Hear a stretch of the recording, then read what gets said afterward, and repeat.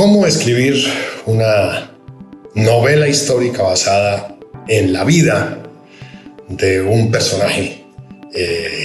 En mi caso, personaje real, personaje histórico, personaje conocido, héroe de la independencia en el caso de los libros que yo he escrito.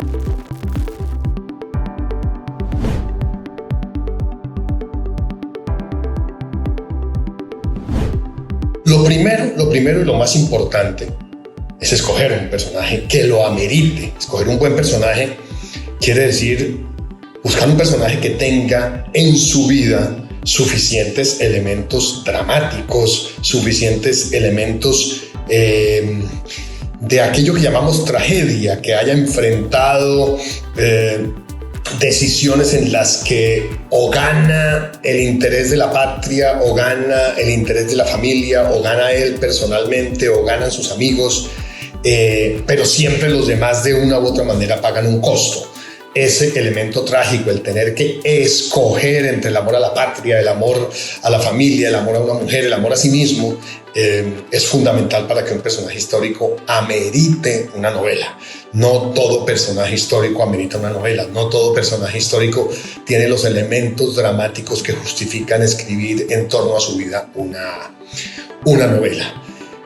Una vez escogido el personaje, hay que trazar una curva vital del personaje, una biografía lineal. Hay que construir los hechos que marcan la vida de ese personaje de la manera más completa posible, tratando de llenar no solo todos los años, sino casi que todos los meses de la vida con datos ciertos, fácticos, verificables.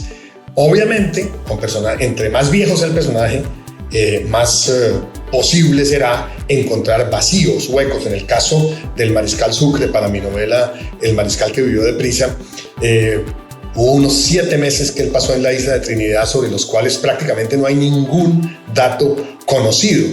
Y sobre ese punto, Gabriel García Márquez, que conversaba conmigo cuando estábamos en la revista Cambio, conversaba conmigo cuando yo estaba trabajando esa novela, me dijo: ahí, cuando se creen esos huecos sobre los que ningún historiador tiene un solo dato, ahí, en eso, interviene el novelista.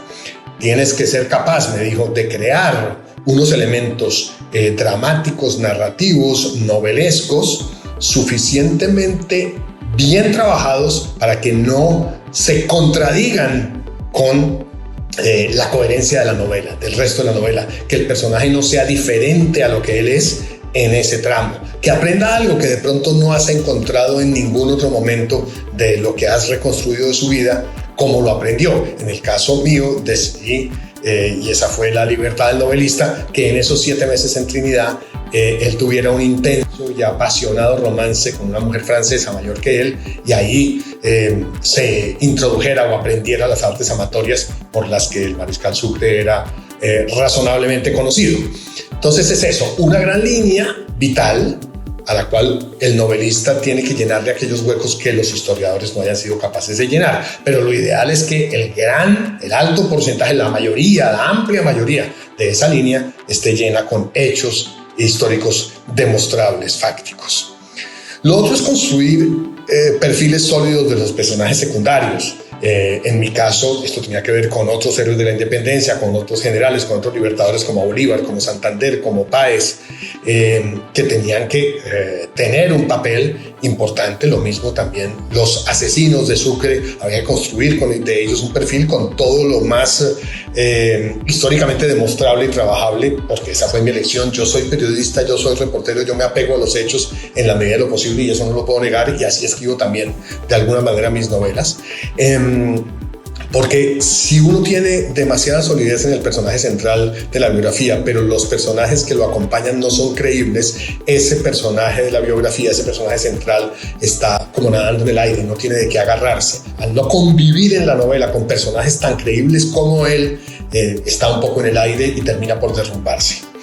Y lo último que me parece a mí fundamental es un estudio muy, muy concienzudo de las costumbres y del habla de la época. del vestuario, de cómo eran las comidas, de cómo, de lo que hacía la gente un domingo, la ida a misa, la salida de misa, de cómo era la vida familiar, de cómo era la contracepción, por ejemplo, cuáles eran las precauciones que las jóvenes tomaban cuando tenían relaciones sexuales y no querían quedar embarazadas, que eso es una preocupación tan vieja como la humanidad. No hay que pensar que ese es un tema de la píldora hace unas décadas y ya, sino que es mucho más viejo que eso, y había métodos anticonceptivos naturales o razonablemente naturales usados en la época.